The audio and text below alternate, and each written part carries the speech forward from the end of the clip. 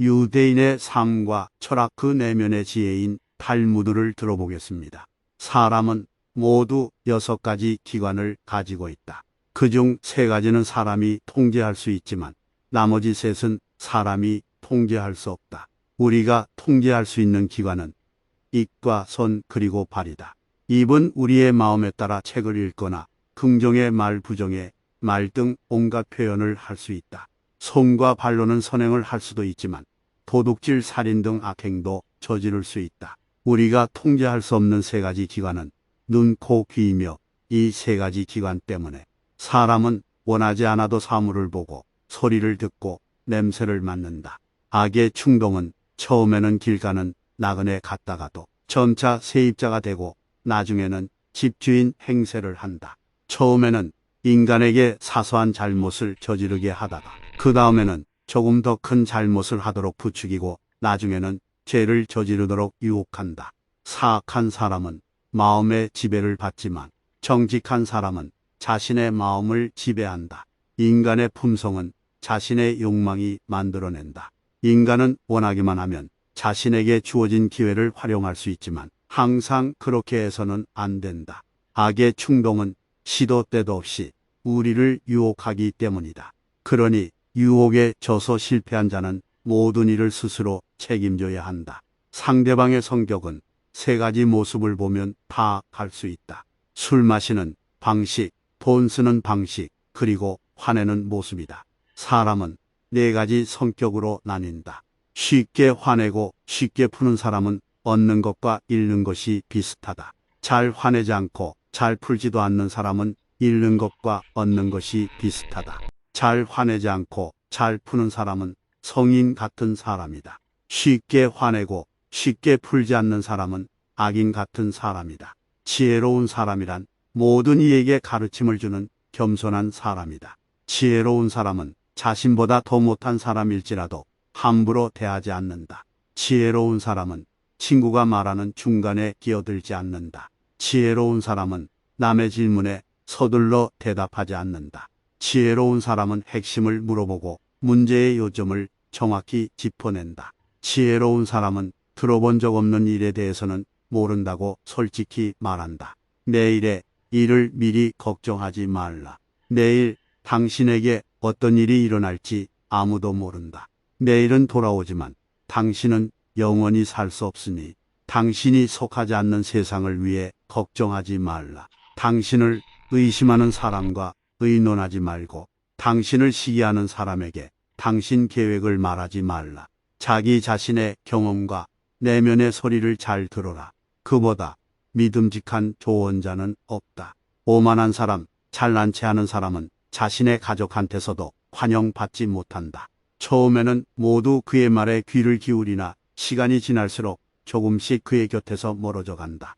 지혜가 많은 사람일수록 극단적인 상황에 처하면 차분해진다. 상상할 수조차 없는 좋은 기회나 대단한 행운을 만나더라도 절대로 흥분하지 않는다.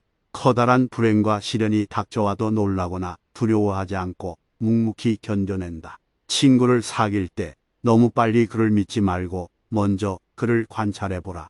어떤 사람은 자신에게 필요할 때만 친구에게 정성을 다하고 친구에게 어려움이 생기면 모른 체한다.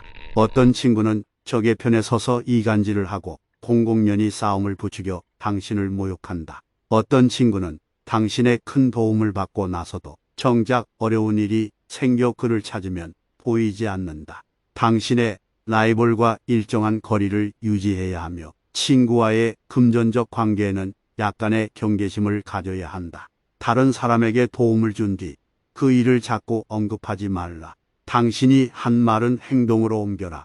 그러나 당신이 한 선행은 말로 옮기지 마라.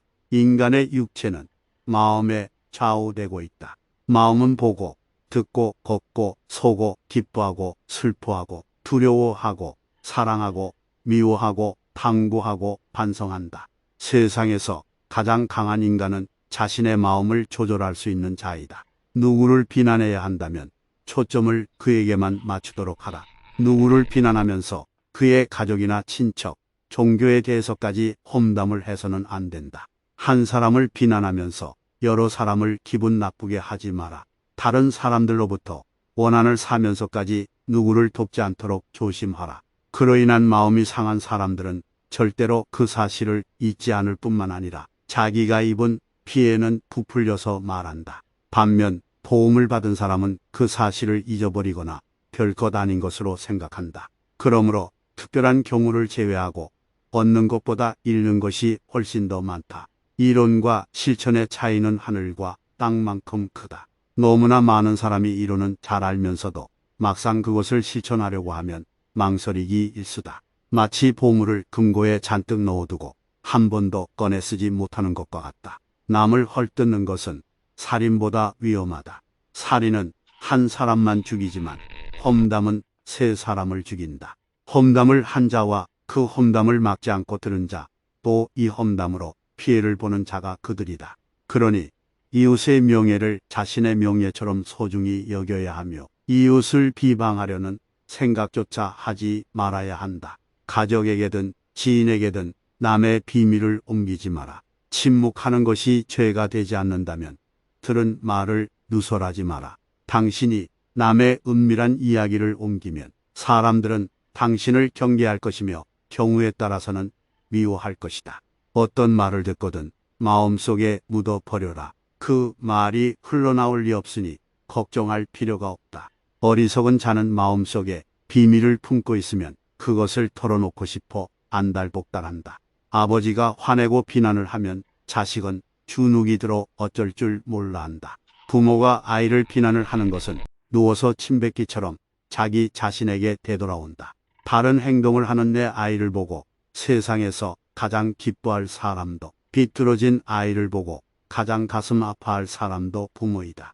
병에 걸린 적을 찾아가지 말고 상을 당한 적에게는 안부를 묻지 마라. 그는 당신이 자신의 상태를 염탐하기 위해 찾아왔다고 여길지도 모른다. 그러나 적의 장례식에는 가능한 참석하여 조문하라. 그렇지 않으면 사람들은 당신이 그의 죽음을 기뻐하며 찾아오지 않았다고 생각할 것이다. 성격이 급한 자는 남의 스승이 되지 못하고 자질구레한 일에 관심을 갖는 자는 늘 중요한 것을 놓친다. 비록 당신이 책임자가 아닐지라도 맡은 일을 포기하면 안 된다. 세상에서 굶주림과 목마름보다 더 큰 고통은 없다. 가난으로 굶주리는 자는 세상의 모든 고통을 짊어진 것과 같고 세상 모든 저주의 말을 들은 것과 같다.